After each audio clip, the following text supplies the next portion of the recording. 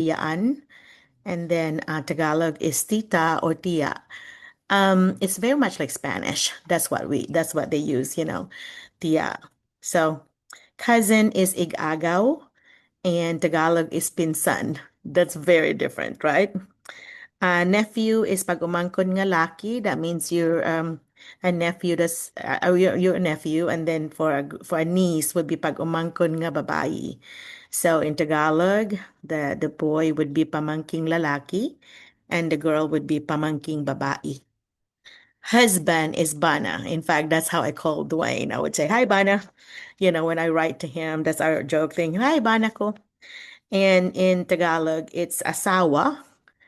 And it's still asawa if it's a girl, if it's a female or a male in Tagalog. So you can say asawa, which is really a general term for husband and wife.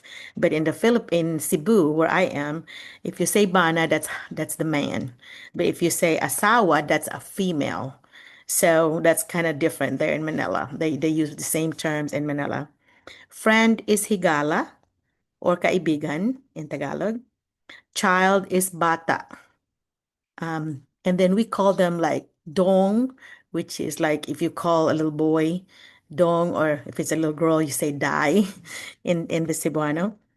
And then in for the parent, you say ginikanan. That's the Cebuano, ginikanan. While in Tagalog, it's magulang. Family is pamilya. Tagalog is pamilya, same. Okay, relatives, parente, or kamag-anak, very different. Right, so this is a second set of family and people language series from Merlina McCullough from Arkansas. Thank you.